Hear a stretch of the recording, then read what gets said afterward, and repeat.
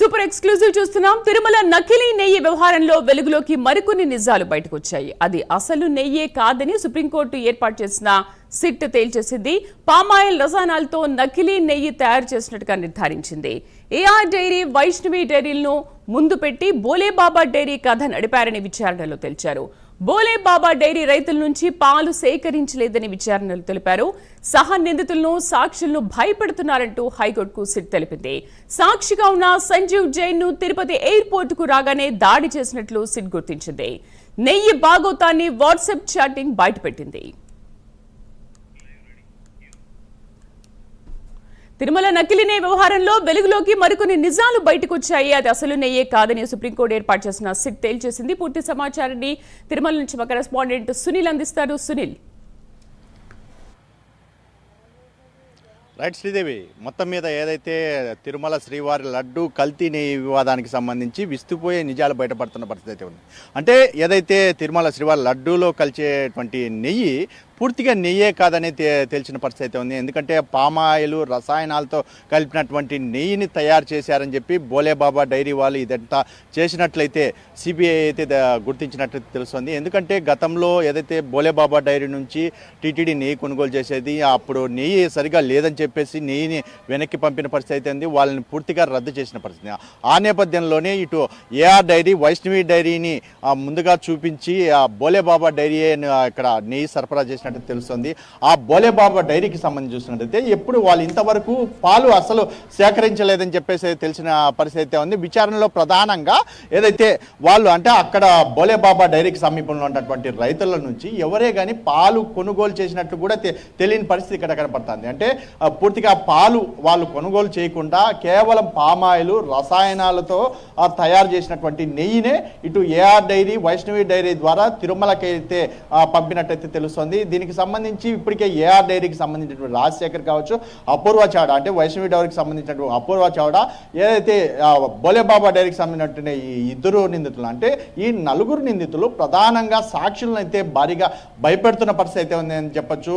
ఏదైతే హరిమోహన్ ఏదైతే గతంలో జీఎంగా ఉన్నటువంటి వ్యక్తి కూడా పూర్తి స్థాయిలో ఏదైతే దీనికి సంబంధించిన వ్యక్తుల్ని తీవ్రంగా భయపెడుతున్నట్టు తెలుస్తుంది. ఎందుకంటే హరి అనే వ్యక్తిని కూడా ఏదైతే ఈ సాక్షి చెప్పడానికి వస్తున్నటువంటి వాళ్ళని కూడా సాక్షులను భయపెడుతున్న పరిస్థితి. మరొక హరిపుల్లా అనే వ్యక్తిని కూడా పూర్తిగా అతను వాంగ్మూలం ఇచ్చేందుకు కూడా సిద్ధమైన పరిస్థితి అయితే ఉంది.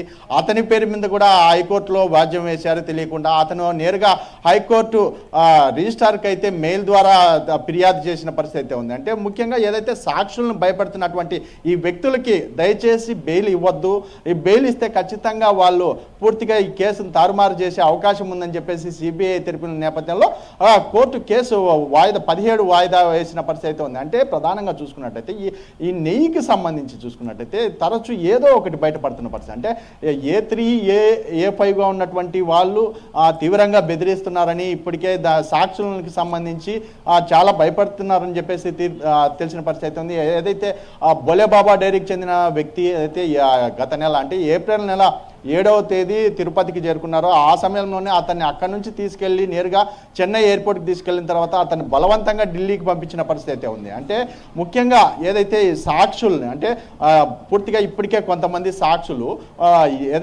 సిబిఐకి పూర్తిగా తెలిపారు. ఎందుకంటే నిజంగా కల్తీ జరిగింది, ఎందుకంటే బోలేబాబా డైరీలో పనిచేసినటువంటి కొంతమంది సిబ్బందే చెప్పారు ఖచ్చితంగా ఇది నెయ్యి కాదు, మేము కల్తీ చేశాము అని చెప్పేసి వాళ్ళు అయితే వీళ్ళ విచారణలో తెలిపిన పరిస్థితి అయితే ఉంది. అంటే కేవలం ఇది కావాలనే ఇది చేయించారని, ముఖ్యంగా దీనికి సంబంధించి ఇప్పటికే సిబిఐ తరపునటువంటి సిట్ భారీగా విచారణ జరుపుతున్న పరిస్థితి ఇక్కడ కనపడుతుంది. శ్రీదేవి చెప్పండి. సునీల్, అంటే ఇప్పటికే కల్తీ విషయంలో ఎంతో మందిని విచారించారు. దాదాపు విచారణ చేపట్టినప్పటి నుంచి మొన్నటి వరకు కూడా ఒక 80% కంప్లీట్ అయింది విచారణ అంటున్నారు. బట్ ఇప్పుడు ఇంకా కొత్త నిజాలు బయటకు వచ్చిన నేపథ్యంలో ఈ కథ ముగిసినట్టేనా, ఇంకా విచారణ చేపట్టే అవకాశాలు ఉన్నాయంటారా? అంటే ఇది కథ అయితే ముగిసినట్టు కాదు. ఎందుకంటే ముఖ్యంగా ఇది ఒక్కొక్కటి బయటపడుతున్న పరిస్థితి అయితే ఉంది. అంటే ఇప్పుడే ఒక కొలిక్కి వచ్చినట్టు చెప్పచ్చు. ఎందుకంటే గతంలో కేవలం నెయ్యిలో కల్తీ జరిపారనే వివాదం అయితే వచ్చిన పరిస్థితి అయితే ఉంది. ఈసారి ఏకంగా ఇది నెయ్యే కాదు అని ఇప్పుడు నిజాలు బయటపడిన పరిస్థితి నేపథ్యంలో ఇందులో ఎవరు నిందితులు ఉన్నారు, ప్రధానంగా ముఖ్యంగా ఆ అధికారి అంటే ఏదైతే టీటీడీలో ఉన్నటువంటి ఉన్నతాధికారి వల్లే ఇది పూర్తిగా వాళ్ళు సరఫరా చేసినట్టయితే తెలుస్తుంది. ఎందుకంటే గతంలో బోలేబాబా డైరీని పూర్తిగా వాళ్ళ నెయ్యిని రద్దు చేసినటువంటి టీటీడీ మళ్ళీ ఈ వైష్ణవి డైరీ, ఏఆర్ డైరీ నుంచి కొనుగోలు చేసే నెయ్యి కూడా అదే నెయ్యి అని తెలిసి కూడా అవే నెయ్యి వీళ్ళు వినియోగించినట్టయితే తెలుస్తుంది. దానికి సంబంధించి కూడా ఇప్పటికే 80% దీని గురించి విచారణ పూర్తయినప్పటికీ మళ్ళా మొదటికి వచ్చినట్టయితే తెలుస్తుంది. దీనికి సంబంధించి ఇంకా పూర్తి స్థాయిలో సిబిఐ ఏం తెలుపుతుందనేది వేచి